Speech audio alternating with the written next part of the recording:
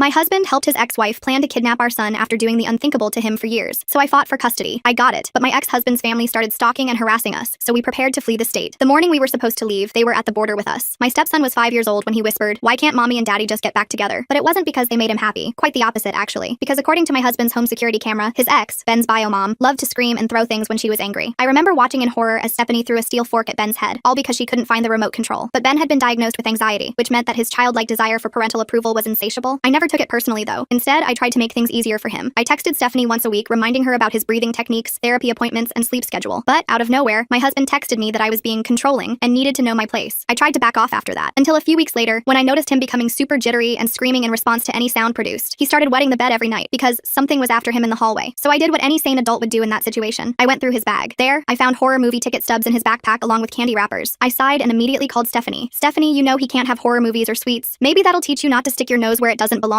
she interrupted. My heart dropped. She was using her son as ammunition. Before I could say anything else, she hung up. And the following week, Stephanie introduced a random man to her son, and that man was her new boyfriend. I wish I had known while dropping Ben at his mom's house that it was the last time I'd ever see him again, because the boy that returned wasn't my stepson, for the most part anyway. The once laughing, smiley Ben was flinching at every single movement. I even noticed a slight limp in his right leg. I told my husband about it, and he said he'd bathe him and figure out what was going on, but I couldn't help myself. So while they were in there together, I peeped through the lock hole. Bile rose in my throat. All along, Ben's arms were green and yellow bruises. He could barely even sit in the bathtub properly, as if his buttocks hurt a lot too. Something in me snapped. I burst the door open. "You can't leave him alone with Stephanie again." Ben threw one of his bath toys at me. "You effing bitch. It's your fault he touched me. Mommy says you're a bitch who makes everyone mad." I turned to my husband, hoping he'd back me up, but he turned on me. "Get out! You're scaring him." He wrapped Ben in a towel while Ben kept screaming at me. "That bitch makes him hurt me. Mommy says if I tell anyone she'll make it worse." I stood frozen in the doorway. Did you hear what he just said? Someone touched him. Someone hurt him. But my husband just responded with, "He's confused because you burst in here like a maniac." This is exactly what Stephanie warned me about. You're trying to turn him against her. That night I couldn't sleep. Ben's words echoed in my head. I could hear him crying through the walls, but when I tried to check on him, my husband blocked the door. "You've done enough damage. Sleep on the couch." The next morning, Ben wouldn't look at me. He ate breakfast in silence while my husband got him ready for school. After they left, I called in sick to work. I couldn't stop thinking about those bruises and what Ben had screamed. So I made a decision that would change everything. I grabbed my laptop and started documenting everything. Screenshots of text messages, photos of Ben's bruises I'd managed to snap when he wasn't looking, recordings of conversations I'd secretly captured on my phone. My hands shook as I created folder after folder of evidence. Marcus started showing up during the custody exchanges. He'd lean against Stephanie's car, arms crossed, staring me down while Ben climbed out of our vehicle. The first time, he just watched. The second time, he walked over while my husband was buckling Ben into Stephanie's car. "Nice family you got here," Marcus said, his voice low enough that only I could hear. Be a shame if someone started spreading lies about good people. My stomach churned, but I kept my face neutral. Just want what's best for Ben. "Yeah?" He stepped closer. "Then you'll keep that pretty mouth shut about things that ain't your business." After they drove away, I told my husband what Marcus had said. He rolled his eyes. "You're being paranoid." He was probably just making conversation. The following Monday, Ben's teacher called. Mrs. Peterson's voice was careful, measured. I wanted to touch base about Ben. He's been having some behavioral changes, and I noticed some bruising on his arms during PE. My heart raced. "What did you do?" "I filed a report with CPS as required." But she paused. "His mother came in with documentation from their pediatrician saying he'd been roughhousing with neighborhood kids. CPS closed the case." "But that's not true. He doesn't even play with neighborhood kids." "I understand your concern, but without concrete evidence." I hung up feeling defeated. That evening, I showed my husband the folder I'd been compiling. Photos, recordings, documentation of every incident. He flipped through it, his face growing darker with each page. "What is this?" His voice was dangerously quiet. "Evidence. Ben needs help, and you're not listening to me." He stood up abruptly, grabbing the folder. "This is insane. You're obsessed with Stephanie. You've been recording conversations, taking pictures of Ben without permission, to protect him. No, to feed your delusions." He walked to the fireplace, and before I could stop him, threw the entire folder into the flames. "You need help. Professional help." I watched months of documentation turn to ash, tears streaming down my face. Things got worse. Ben started having accidents at school. The nurse called me as his emergency contact one afternoon. "Ben's had another accident." When I was helping him change, he said something concerning. "What did he say?" "He told me my tummy hurts when I sit because mommy's friend plays bad games." I drove to the school immediately, but by the time I arrived, Stephanie was already there. She'd somehow gotten wind of the situation and was in the principal's office, Ben on her lap. "This woman is poisoning my son against me," Stephanie screamed when she saw me. "She's filling his head with sick ideas." The principal looked uncomfortable. "Perhaps we should all calm down." "Calm down? This psycho is trying to destroy my family." Stephanie stood up, Ben clinging to her. "Stay away from my son." That night, my husband sided with her completely. The school called Stephanie first. "You shouldn't have even gone there." The nurse called me. "Ben said someone was hurting him." Ben says a lot of things. Kids make stuff up. I couldn't believe what I was hearing. "You saw the bruises yourself." "I saw a normal kid with normal playground injuries. You're the one turning it into something sinister." The next morning, while my husband was at work and Ben was at school, I did something desperate. I snuck into Ben's room and installed a recording app on his tablet. It would activate with voice commands and upload to cloud storage. If something happened during his next visit with Stephanie, I'd have proof. Friday came too quickly. As I helped Ben pack his bag, I made sure his tablet was charged and tucked safely inside. He seemed more anxious than usual, clinging to his stuffed dinosaur. "You'll be back Sunday night," I reminded him gently. He nodded but didn't speak. When Stephanie arrived, Marcus was with her again. They waited by the car while my husband walked Ben out. I watched from the window as Ben climbed into the back seat, his small face pale. Saturday passed in anxious silence. My husband barely spoke to me, spending most of his time in his office. I kept checking my phone, waiting for any cloud uploads from Ben's tablet. Then, Saturday night, the recordings started coming through. The first one was just background noise, TV sounds, and distant voices, but the second one made my blood run cold. Marcus's voice clear and menacing. "You know what happens to tattletales, right, kid?" Ben smiled. small voice. I didn't tell anyone anything. Better not. Bad things happen to kids who can't keep their mouths shut and to people they care about. There was a sound like something hitting flesh, then Ben crying. Stephanie's laughter came through next. Oh, stop being such a baby. Marcus is just teaching you how to be tough. I was listening to the third recording when my husband walked into the kitchen. His face went white, then red with rage. What are you doing? Listen to this, I said, holding out my phone. Just listen. He grabbed the phone and threw it against the wall. It shattered into pieces. You bugged our son? You've completely lost it. He was screaming now. Pack your things. Get out. Get out of my house right now. But Ben, get out. I packed what I could carry and drove to my sister Catherine's house. She took one look at my face and pulled me inside. What happened? I told her everything. She listened without judgment, then said quietly, we need to get Ben help. How? I have no evidence now. My husband destroyed it all. We'll figure something out. Sunday evening came and went with no word from my husband. Monday morning my phone rang. It was an unknown number. Hello? Please come get me. Ben's voice was barely a whisper. Mommy and Marcus are fighting and I'm scared. Ben, where are you? Outside. They locked me out and it's cold. I grabbed my keys. I'm coming. Stay on the phone. Catherine insisted on coming with me. We drove to Stephanie's house to find Ben huddled on the front porch in just his pajamas, shivering in the cold night air. His tablet was clutched in his hands. Ben, I wrapped him in my jacket. How long have you been out here? I don't know. They were yelling and throwing things and Marcus pushed me outside. The front door flew open. Stephanie stood there, hair wild, eyes blazing. What are you doing here? Ben called me. He was locked outside. He's lying. He snuck out because he wanted attention. Get off my property before I call the cops. You locked a 5-year-old outside in the cold. Prove it. She grabbed Ben's arm roughly. Get inside. Now. Ben cried out in pain. Catherine, who was a nurse, stepped forward. That's enough. Ben, where does it hurt? Everywhere. He whimpered. I'm calling the police, I said, reaching for my phone. Stephanie laughed. Go ahead. I'll tell them you're stalking me, showing up at my house, trying to kidnap my son. I'll get a restraining order so fast your head will spin. We had no choice but to leave, but Catherine had seen enough. Back at her house, she gently examined Ben's new injuries while I called my husband. Ben was locked outside. He's hurt. Catherine's documenting new bruises and stop. His voice was ice cold. My lawyer will be in touch. Don't contact me again. The divorce papers arrived 2 days later, along with a temporary restraining order. I wasn't allowed within 500 feet of my husband or Ben. Stephanie had somehow convinced him I was dangerous. The supervised exchange was scheduled at the police station. I wasn't allowed to go, but Catherine went in my place. She came back with tears in her eyes. Ben slipped me this. She handed me a crumpled piece of paper in shaky 5-year-old handwriting. Marcus told Mommy he'd hurt you if I talked. I sobbed. That little boy was trying to protect me. 2 weeks later, an envelope appeared under my door at Catherine's house. No return address. Inside was a USB drive and a note. Thought you should see this. A concerned neighbor. The USB contained security footage from a house across the street from Stephanie's. Clear as day, it showed Marcus dragging Ben inside by his arm while Ben screamed. Another clip showed Ben being pushed outside and the door slamming shut. I immediately took it to my lawyer. She watched the footage with growing anger. This changes everything, she said. But there's something else you should know. I did some digging. Your husband has been having an affair. My stomach dropped. What? With Stephanie. Apparently they've been trying to reconcile. He wants his family back together. Everything clicked into place. His defensiveness, his refusal to see the truth, his anger at me. He'd been playing me the entire time. The custody hearing was scheduled for the following month. Ben's teacher, Mrs. Peterson, agreed to testify about the behavioral changes she'd witnessed. But the real breakthrough came when Ben's therapist, Dr. Chen, made the difficult decision to break confidentiality. I believe Ben is in imminent danger, she told the judge in chambers. The things he's disclosed in our sessions, I can't stay silent. Then, 3 days before the final hearing, Marcus was arrested. Not for hurting Ben, but on substance charges. And facing serious time, he made a deal. Yeah, I rough the kid up sometimes, he told investigators. But Stephanie told me to. Said it would make him too scared to talk about what she did to him. The day of the hearing, Ben was brought in to speak with the judge privately, a child advocate by his side. He was in there for an hour. When he came out, he ran straight to me, despite the restraining order still being in place. I told her everything, he whispered. All the bad stuff. The judge's ruling was swift. Stephanie lost custody immediately, granted only supervised visits. My husband's parental rights were suspended pending investigation into his failure to protect Ben, and I was granted temporary guardianship. This child has been failed by almost every adult in his life, the judge said, looking directly at my husband and Stephanie, except for one who fought for him even when it cost her everything. As we left the courthouse, Stephanie was served with criminal charges. She screamed threats and obscenities until court security dragged her away. That night, Ben slept in his own bed at Catherine's house, safe for the first time in months. But Stephanie wasn't done. 2 weeks into the new custody arrangement, she violated the supervision rules during a visit, trying to convince Ben to run away with her. When that failed, she simply disappeared. The police found her apartment cleaned out, her car abandoned at a bus station. She was fleeing the charges, leaving Ben behind. Is Mommy coming back? Ben asked one night. I don't know, sweetheart. Good, he said quietly. I don't want her to come back. Months passed. Ben started trauma therapy with a new specialist. Slowly, the scared, angry little boy began to heal. He stopped flinching at sudden movements. He slept through the night without nightmares. He even started playing with kids at school again. The divorce was finalized. My ex-husband lost his house in the settlement and most of his assets went to Ben's therapy fund. He tried to regain some custody rights, but Ben's guardian ad litem shut that down quickly. The child is thriving in his current placement, she reported. Any disruption would be detrimental to his recovery. Spring arrived, and with it, Mother's Day. Ben's school was having a celebration, and parents were invited. I wasn't sure if I should go. You have to come, Ben insisted. I made you something, so I went. I sat in the back, watching as kids presented handmade cards and gifts to their mothers. When it was Ben's turn, he walked to the front of the room holding a painted flower pot with a tiny plant inside. This is for my mom, he said clearly. Then he walked straight to me. Thank you for saving me, Mom. It was the first time he'd called me Mom, the first time he'd chosen me. I hugged him tight, both of us crying. I love you, Ben. I love you too, Mom. Later, as we walked to the car, Ben held my hand tightly. Mom, can we go get ice cream? Of course we can. As we drove away from the school, Ben chattering about his friends and the game they'd played at recess, I realized something. This wasn't the ending I'd imagined when I married his father, but watching this brave little boy reclaim his childhood, hearing him laugh without fear, being chosen as his mom, this was better than anything I could have planned. Ben was finally safe. He was finally free to just be a kid, and that was worth everything I'd gone through to get here. Mom, Ben said as we pulled into the ice cream shop, I'm really glad you didn't give up on me. Never, sweetheart. Not ever. And I meant it. Some fights are worth having, no matter the cost. Ben taught me that. My brave, resilient, incredible son. The ice cream shop was crowded that afternoon, filled with families enjoying the warm spring weather together. Ben chose chocolate chip cookie dough, his favorite, and we found a small table by the window. He was telling me about his new friend at school when my phone buzzed with a text from an unknown number. Enjoy it while it lasts. My blood ran cold. I glanced around the shop but saw only happy families. Ben noticed my tension immediately, his spoon pausing halfway to his mouth. What's wrong, Mom? I forced a smile. Nothing, sweetheart. Tell me more about your friend. But the texts kept coming over the next few days. Pictures of Ben at school, photos of Catherine's house, messages warning me that I couldn't protect him forever. I changed my phone number, but somehow the messages found me again. Catherine noticed my increasing anxiety. One evening after Ben was asleep, she cornered me in the kitchen. What's going on? You've been jumpy all week. I showed her the messages. Her face went pale. We need to tell the police. With what proof? The numbers are always different. They'll say I'm paranoid, just like my ex-husband did. The following week, things escalated. Ben came home from school with a note in his backpack. Not from his teacher, but written in Stephanie's handwriting. He's still my son. I immediately called Ben's school. The secretary assured me that Stephanie wasn't on the pickup list and couldn't enter the building, but someone had gotten close enough to put that note in his bag. I started walking Ben into school myself, staying until he was safely in his classroom. The other parents gave me strange looks, but I didn't care. Ben's safety was all that mattered. Then Marcus's cousin showed up. I first saw him outside the grocery store, leaning against a hit-up truck. He looked enough like Marcus to make my stomach drop. When our eyes met, he smiled and tipped an imaginary hat. Friend of yours? Catherine asked, noticing my reaction. Marcus's family, I whispered, hurrying Ben toward the car. He started showing up everywhere. Outside the library during Ben's reading program, at the park where Ben played soccer. Always watching, always smiling that same unsettling smile. I tried documenting everything, taking photos when I could, but he was careful, never doing anything overtly threatening, just being there, watching, waiting. Ben started having nightmares again. He'd wake up screaming about the bad man coming to take him away. His therapist, Dr. Chen, noticed his regression immediately. Has something changed in his environment? She asked during our session. I explained about the texts, the note, Marcus's cousin. She took careful notes, her expression growing more concerned. I think you should consider filing a police report. This sounds like harassment. But when I went to the police station, the officer behind the desk looked skeptical. So this man, he's just standing in public places, not approaching you or making threats. He's stalking us. Ma'am, being in the same public spaces isn't stalking, unless he makes a direct threat or violates the restraining order. I left feeling more helpless than ever. The breakthrough came from an unexpected source. Mrs. Peterson called me one afternoon, her voice urgent. I need to speak with you. Not over the phone. Can you come to the school? I found her in her empty classroom, papers spread across her desk. I've been keeping my own documentation, she said without preamble. About Ben, about what I've observed. She showed me dated notes, behavioral charts, drawings Ben had made, dark drawings full of scary figures and sad little boys. I've been a teacher for 20 years, she said. I know when a child is in trouble, and I think Ben's still in danger. His mother disappeared. She's gone. Mrs. Peterson shook her head. I saw her last week in a car outside the school. My heart stopped. What? It was during recess. A blue sedan parked across the street. I'm certain it was her. She was watching the playground. Did you tell anyone? I reported it to the principal, but without a license plate. She pushed a piece of paper toward me. I wrote down everything I saw. The date, time, what she was wearing. I've been watching for her ever since. I took the paper with shaking hands. Thank you. There's more. She pulled out another folder. Other teachers have noticed things too. Strange adults asking questions about Ben. Someone called pretending to be from the district, trying to get his schedule. The pattern was clear. Stephanie might have disappeared, but she hadn't given up. That night, I installed new locks on Catherine's doors and a security system with cameras. Ben watched me testing the window alarms, his small face serious. Is the bad man coming? He asked. I knelt beside him. No one's going to hurt you, I promise. But promises felt hollow when I couldn't control what happened outside our walls. The next incident happened at the grocery store. Ben and I were shopping for dinner when I noticed a woman following us through the aisles. She wore a baseball cap pulled low, but something about her movements seemed familiar. I abandoned our cart and headed for the exit, Ben's hand tight in mine. The woman followed. In the parking lot, I finally got a clear look at her face in the reflection of a car window. It was Stephanie's sister, Paula. I'd only met her once at a birthday party years ago, but I recognized her immediately. She was staying back, pretending to check her phone, but clearly tracking our movements. I buckled Ben into his car seat quickly, my hands shaking. As I pulled out of the parking lot, I saw Paula getting into a blue sedan, the same type of car Mrs. Peterson had described. That evening, I called my lawyer. Stephanie's family is stalking us. Her sister was at the store today. Did she approach you? Make any threats? No, but then legally there's nothing we can do. Following someone in a public place isn't a crime unless there's a threat or violation of a restraining order. So we just wait until something happens? Document everything. If we can establish a pattern of harassment, we might be able to get a broader protective order. But I was tired of documenting, tired of waiting for the legal system to protect us. That night, after Ben was asleep, I made a decision. I started researching Stephanie's family, social media profiles, public records, anything I could find. Paula lived 2 towns over. She had 2 kids of her own and worked at a dental office. Her Facebook was full of posts about family loyalty and blood being thicker than water. There were photos of Stephanie from before she disappeared, comments about injustice and fighting for what's right. Paula's friends had rallied around her, believing whatever story Stephanie had spun about losing her son. I also found something interesting. Marcus's cousin, the one who'd been following us, was named Derek. He had a long criminal record: assault, theft, substance possession. He was on probation, which meant he wasn't supposed to be harassing anyone. Armed with this information, I went back to the police. This time, I asked for a specific officer, Detective Rodriguez, who'd worked on Ben's case. Derek Matthews is violating his probation by stalking us, I said, showing her the photos I'd taken. And Paula Williams has been following us too. They're working together. Detective Rodriguez studied the evidence. This is good. With Derek's probation status, we can actually do something. Let me make some calls. Within days, Derek was arrested for probation violation, but that only seemed to make things worse. The calls started again, this time to Catherine's house phone. Heavy breathing, hang-ups, sometimes a woman's voice whispering, "You can't keep him forever." Catherine changed her number, but somehow they got the new one too. Ben's anxiety skyrocketed. He started refusing to go to school, clinging to me every morning. Dr. Chen increased his therapy sessions, but the progress we'd made was unraveling. "I'm scared," he told me one night, curled up in my bed after another nightmare. "What if Mommy comes back? She can't hurt you anymore, I promised. I won't let her. But what if she takes me when you're not looking?" I didn't have a good answer for that. The situation reached a breaking point 3 weeks later. I was picking Ben up from school when Mrs. Peterson met me at the door, her face grave. "There was an incident today," she said quietly. "A woman tried to pick up Ben at lunch. She claimed to be his aunt." My knees went weak. "Paula?" Paula, she had an ID and everything, said there was a family emergency, but we followed protocol and checked the approved pickup list. When we refused to release him, she became agitated. Where's Ben now? In the office with the principal. He's safe but shaken. The woman left before security could detain her. I found Ben huddled in a chair, his teacher's aide sitting beside him. When he saw me, he launched himself into my arms. She said Mommy sent her, he sobbed. She said Mommy missed me and wanted me back. I held him tight, fury building in my chest. This had to stop. That night I made another decision. If the law couldn't protect us, I'd have to get creative. I reached out to a private investigator Catherine knew from her hospital work. I need to find Stephanie, I told him, before she finds us. The investigator, a former cop named Tom, listened to our story with growing concern. She's escalating. Using family members means she's getting desperate. Can you help? I'll see what I can find, but you need to be prepared. If she's as unstable as you say, this could get dangerous. Tom started digging while we increased our security measures. Ben began staying with different trusted friends after school, never following the same pattern. I varied our routes, changed our routines, made us unpredictable, but living in fear was taking its toll. Ben wet the bed most nights. He barely ate. The happy little boy who'd called me mom on Mother's Day was disappearing again. 2 weeks into Tom's investigation, he called with news. I found her. She's been staying with a cousin in the next state. But here's the interesting part. She's been in contact with your ex-husband. My blood ran cold. What? Phone records show multiple calls between them. Recent ones. Whatever game she's playing, he might be involved. I thought about my ex-husband. How quickly he'd turned on me. How eager he'd been to believe Stephanie's lies. Had he been helping her all along? There's more, Tom continued. She's been posting in online forums for alienated parents, spinning a story about how you stole her son. She's gathered quite a following. Some of these people, they're extremists. They believe children should be with biological parents no matter what. What do we do? Document everything. I'm building a case file, but you might want to consider relocating, at least temporarily. The thought of uprooting Ben again broke my heart. He just started to feel safe, to make friends. But what choice did we have? That decision was made for us the following Friday. I just dropped Ben at school when my phone rang. It was the principal. You need to come back. Now. I broke every speed limit getting there. Police cars filled the parking lot. Parents clustered on the sidewalk, whispering among themselves. The principal met me at the door. There was an attempted breach. 2 women tried to enter through the playground gate during morning recess. They were confronted by our security guard. Was one of them? We believe so. They fled when the guard called for backup, but we're reviewing security footage now. Inside the office, Ben sat with Detective Rodriguez. He was pale but calm, playing with a stress ball the counselor had given him. Hey buddy, I said, kneeling beside him. You okay? He nodded. I stayed with my class like you taught me. I didn't go near the fence. That's my brave boy. Detective Rodriguez pulled me aside. We got clear footage. It was Stephanie and Paula. We've issued warrants for both of them. So what happens now? Now we find them. In the meantime, I'm assigning a patrol car to do regular checks at your residence and the school, but I knew that wasn't enough. That afternoon, I made the call I'd been dreading. My cousin lived 3 states away, in a small town where no one knew our story. She'd offered to let us stay with her before. Of course, she said immediately when I explained. Come as soon as you can. I started packing that night, trying to make it seem like an adventure to Ben. We're going to visit cousin Sarah for a while. You'll love it there. She has a big dog and a swimming pool. But Ben saw through my false cheer. Are we running away from mommy? I sat on his bed, choosing my words carefully. We're keeping ourselves safe, just for a little while. Will I have to change schools again? The resignation in his voice broke my heart. Maybe, but wherever we go, we'll be together. That's what matters. We planned to leave Monday morning. All weekend, I packed our essentials, arranged for Catherine to handle the house, contacted Ben's therapist for referrals in our new location. Sunday night, I barely slept. Every noise made me jump. Every car passing by sent my heart racing. But morning came without incident. I was loading the last bag into the car when Catherine grabbed my arm. Wait, look. A police car was parked across the street. Not the usual patrol, but an unmarked vehicle. Detective Rodriguez got out and walked toward us. We found them, she said without preamble. Stephanie and Paula. They were arrested an hour ago trying to cross state lines. Relief flooded through me so intensely I had to lean against the car. They're in custody, both of them. And here's the interesting part. They had Ben's passport with them. Fake custody papers. They were planning to take him out of the country. I thought I might be sick. How did they get his passport? We're still investigating, but she hesitated. Your ex-husband's fingerprints were on the documents. The betrayal hit me like a physical blow. He'd been helping them. The man who'd promised to love and protect Ben had been part of the plan to kidnap him. He's been arrested too, Detective Rodriguez continued. Conspiracy to commit kidnapping, among other charges. This is big. They're all looking at serious time. I looked at Ben, playing with Catherine in the yard, blissfully unaware of how close he'd come to being taken. So it's over? The immediate threat is, but there will be trials, testimony. Ben might have to speak in court again. He's been through enough. I know, but his testimony could ensure they can't hurt him or any other child again. I made the decision then. We wouldn't run. We'd stay and fight. See this through to the end. Ben deserved closure, and those who tried to hurt him deserved justice. The next months were a blur of legal proceedings. Stephanie, Paula, and my ex-husband were all charged with conspiracy to commit kidnapping, custodial interference, and stalking. Derek was charged separately for probation violation and harassment. Ben was amazing through it all. With Dr. Chen's help, he prepared to testify again. This time, he knew I'd be right there in the courtroom, that he was safe, that the bad people couldn't hurt him anymore. The trial date was set for fall. As spring turned to summer, life slowly returned to something like normal. Ben started playing with friends again. His nightmares decreased. He even asked if he could try soccer in the fall. But the best moment came one evening in July. We were making dinner together, Ben standing on a stool to reach the counter, when he suddenly said, "Mom, I'm glad they didn't take me away." I hugged him tight, breathing in his little boy smell of grass and sunshine. Me too, sweetheart. You know what? He pulled back to look at me, his face serious. I think we're gonna be okay now. Looking at this brave, resilient child who'd survived so much, I knew he was right. We were going to be okay. Better than okay. We were going to thrive. The trials would come. There would be hard days ahead, but we'd face them together. This little family we'd built from the ashes of betrayal and pain. I love you, Ben, I said, ruffling his hair. Love you too, Mom. Forever and ever. And in that moment, standing in our kitchen making spaghetti, I knew that everything we'd been through had been worth it. Ben was safe. He was loved. He was mine. The rest we'd figure out as we went. The summer heat made everything feel heavier that August morning. Ben and I were at the farmer's market when I spotted a familiar figure near the tomato stand. My ex-husband's mother, who I hadn't seen since the divorce proceedings began. She approached slowly, her face unreadable. Ben pressed closer to my leg, recognizing his grandmother grandmother despite the months of separation. I need to speak with you, she said quietly, privately. I glanced down at Ben, then back at her. Whatever you have to say, you can say it here. She pulled an envelope from her purse. My son asked me to give you this. From prison. My hand stayed at my side. I don't want anything from him. Please. Her voice cracked. Just read it. For Ben's sake. Ben tugged on my shirt. Who's that, Mom? Someone we used to know, I said, taking the envelope but not opening it. His grandmother's face crumpled at my words, but she nodded and walked away without another word. That afternoon, while Ben played in Catherine's backyard, I finally opened the letter. My ex-husband's handwriting filled 3 pages, alternating between apologies and accusations. He claimed Stephanie had manipulated him, that he'd only wanted his family back together. The final paragraph made my blood boil. He was requesting supervised visits with Ben once he was released. I showed the letter to my lawyer that evening. She read it carefully, then looked up with a grim expression. He's trying to establish a paper trail of remorse, she explained. His lawyer probably advised him to write this, but given his conspiracy conviction, any custody petition would face an uphill battle. Can he get visits? Theoretically, yes, but not for years, and only if he completes extensive rehabilitation programs. Ben would also have to agree to see him, given his age and the circumstances. The thought of Ben having to make that choice someday made my stomach turn. 2 days later, Mrs. Peterson called with concerning news. There's a woman who's been asking about Ben. She claims to be writing a book about custody disputes and wanted to interview me about my observations. Did you talk to her? Absolutely not, but she seemed very persistent. She knew details about the case that weren't public. I immediately called Detective Rodriguez, who promised to look into it. Within hours, she called back with troubling information. The woman is a blogger who runs a parents' rights website. She's been in contact with Stephanie's online support group. It seems they're trying to turn your case into some kind of rallying cry. Can they do that? Freedom of speech protects a lot, but if she approaches Ben or violates any privacy laws, we can act. I'd recommend being extra vigilant. That weekend, Ben had his first soccer game. I sat in the bleachers with Catherine, scanning the crowd for unfamiliar faces. Every parent with a camera made me nervous. When Ben scored his first goal, I cheered loudly, but couldn't shake the feeling of being watched. After the game, as Ben celebrated with his teammates, a woman approached with a friendly smile. Your son plays beautifully. Natural athlete. Something about her felt off. Thank you, I said curtly, taking Ben's hand. I'm actually a youth sports photographer, she continued, pulling out a business card. I'd love to feature him in our local athletics magazine. Ben looked excited, but I stepped between them. We're not interested. Her smile faltered. It's a great opportunity for young athletes. I said no. My voice was firm. Other parents were starting to notice the tension. She held up her hands. No need to be rude. Some parents actually want their children to succeed. As she walked away, I memorized her face. That evening, I searched online for youth sports photographers in our area. She didn't exist, but her photo did appear on the parents' rights blog Detective Rodriguez had mentioned. I filed another police report, adding to our growing collection of harassment documentation. Ben asked why I'd been so mean to the photography lady, and I struggled to explain without scaring him. Sometimes people pretend to be something they're not, I said carefully. It's my job to keep you safe. He nodded solemnly, like how mommy pretended to be nice sometimes. The comparison broke my heart. No 5-year-old should be that perceptive about deception. Dr. Chen addressed it in his next therapy session. I waited in the lobby, flipping through magazines without reading them. When they emerged, Ben seemed lighter somehow. He's processing things remarkably well, Dr. Chen told me privately, but he's worried about starting school. New environments are triggering anxiety about potential threats. First grade was only 2 weeks away. We toured the school, met his teacher, done everything to prepare. But Ben still woke up with nightmares about someone taking him from the playground. I decided to be proactive. I scheduled a meeting with the principal and school security, providing them with photos of Stephanie, Paula, and my ex-husband. The security officer took notes while I explained the situation. We'll add extra monitoring during recess and dismissal, he assured me, and Ben's teacher will be briefed on the situation. The night before school started, Ben couldn't sleep. I found him sitting by his window at midnight, watching the street below. What if they come to my new school? He whispered. I sat beside him, pulling him close. Remember what we practiced? You stay with your teacher, you never go with anyone who isn't on the list, and you tell an adult immediately if you see anyone you recognize. But what if they trick me? No one can trick you into leaving with them. You're too smart for that. He leaned against me, so small and vulnerable. Will you walk me to class tomorrow? Every day if you want. The first day went smoothly. Ben's teacher, Ms. Martinez, was warm and understanding. She discreetly assured me that she'd keep extra watch over him. But by the third day, Ben reported that a substitute teacher had asked strange questions about his family during lunch duty. I marched into the principal's office. Who authorizes substitutes? Are they background checked? The principal pulled up records. We had no substitutes yesterday. All our regular staff were present. My blood ran cold. Someone had been in the school, talking to my son, pretending to be staff. Security footage revealed a woman in professional clothing who'd walked through the cafeteria during lunch. She'd stopped at several tables, including Ben's, before leaving through a side door. Her face was partially obscured, but her build looked familiar. That could be Paula, I told Detective Rodriguez, studying the grainy image, but I can't be certain. Security protocols at the school tightened immediately. Visitors now needed photo ID and verification before entering. Staff wore visible badges, but the damage was done. Ben no longer felt safe at lunch. Tom, the private investigator, called with an update. Stephanie's been spotted in 3 different states over the past month. She's using cash, staying off the grid, but she's running out of money and allies. What does that mean for us? Desperate people make mistakes. She'll surface eventually. When she does, law enforcement will be ready. But waiting for eventually while trying to give Ben a normal life felt impossible. Every day brought new challenges. He refused to join after-school activities, afraid I wouldn't be there to pick him up. He stopped playing at recess, instead sitting by his teacher. One afternoon, Catherine picked Ben up while I handled a work emergency. When I got home, she was pale and shaken. Someone followed us from the school, she said quietly, while Ben played in the next room. Blue sedan. They turned off when I pulled into the police station parking lot. I called Detective Rodriguez immediately. She increased patrols around the school and Catherine's house, but we all knew they couldn't be everywhere. The breaking point came in October. Ben's class was preparing for a Halloween party, and he'd been excited about his astronaut costume for weeks, but the morning of the party, he refused to go to school. They'll come get me when everyone's wearing masks, he sobbed. I won't know who anyone is. No amount of reassurance could convince him. I kept him home, both of us missing the party he'd looked forward to. That evening, I made a decision. We're going to take control back, I told Catherine. No more waiting for them to make moves. I hired a second private investigator to track Paula's movements. Within a week, he'd found her pattern. She was staying with different friends, moving every few days, but always within a 50-mile radius. She's got a job under the table at a restaurant, he reported. Cash only. She's saving up for something. Armed with this information, Detective Rodriguez set up surveillance. 2 weeks later, Paula was arrested trying to buy a fake ID. Under questioning, she revealed that Stephanie had been hiding at a women's shelter 2 states away, using a false identity. The arrest happened on a Tuesday morning. Stephanie fought hard, injuring 2 officers before being subdued. In her possession were maps of Ben's school, our neighborhood, and Catherine's house. She'd been planning something big. She had rope and sedatives in her car, Detective Rodriguez told me. Whatever she was planning, it was imminent. The relief was overwhelming. But Ben's reaction surprised me. He seemed almost disappointed. Does this mean she won't ever come back? He asked quietly. Dr. Chen explained it during an emergency session. He's been in survival mode for so long. The threat became part of his identity. Now he has to learn how to exist without that constant fear. The adjustment was harder than I'd expected. Ben had nightmares about Stephanie escaping from jail. He convinced himself that her arrest was a trick. Every siren made him panic. I took a week off work to be with him constantly. We watched movies, built blanket forts, and slowly, carefully, talked about the future. She can't hurt you anymore, I repeated. The police have her. The judge won't let her out. But what about when I'm bigger? What if she gets out then? Then you'll be bigger and stronger and you'll know how to protect yourself. But that's many, many years away. Gradually, Ben started to believe it. He began playing at recess again. He made a friend named Miguel who loved soccer as much as he did. He even agreed to try the after-school art program. The trials began in November. I testified first, recounting everything from the beginning. Stephanie's lawyer tried to paint me as a vindictive stepmother, but the evidence was overwhelming. The security footage, the recordings from Ben's tablet, Marcus's confession, it all painted a clear picture. Ben's testimony was done via closed-circuit video from another room. I couldn't watch, but his advocate later told me he was brave and clear. He told the truth about everything. Stephanie was convicted on all counts. 25 years minimum before parole eligibility. Paula got 5 years for conspiracy and attempted kidnapping. My ex-husband received 10 years, with possibility of parole in 7. As we left the courthouse for the final time, Ben held my hand tightly. Is it really over now? The scary part is, I said, kneeling to his level. What comes next is the good part. What's that? Whatever we want it to be. Christmas came with a peace we hadn't felt in years. Ben performed in his school's winter concert, standing proud in the front row. He'd joined the chess club and discovered he was good at strategy. His nightmares became less frequent. On New Year's Eve, as we watched fireworks from Catherine's porch, Ben snuggled between us on the swing. Mom, he said sleepily, I'm glad you fought for me. Always, baby. Always. Catherine squeezed my shoulder. We'd all fought, really, and we'd won. The next morning, Ben woke up excited about soccer practice. He chattered about his team's upcoming tournament while eating breakfast. He'd grown 2 inches since summer and needed new cleats. As I watched him lace up his shoes, tongue stuck out in concentration, I marveled at his resilience. This little boy who'd been through hell was learning to be a kid again. Ready? I asked. He jumped up, grabbing his soccer ball. Race you to the car. He took off running, laughing in the cold January air. No looking over his shoulder. No fear in his movements. Just a 6-year-old boy eager to play soccer with his friends. I followed at a slower pace, car keys jingling in my hand. We had therapy on Tuesday, a birthday party on Saturday, and parent-teacher conferences next week. Normal, boring, beautiful life stuff. Ben waited by the car, bouncing impatiently. Come on, Mom. We're gonna be late. Coming, sweetheart. As I unlocked the car, I caught sight of us in the window's reflection. A mother and son heading to Saturday morning practice. Nothing more, nothing less. Finally.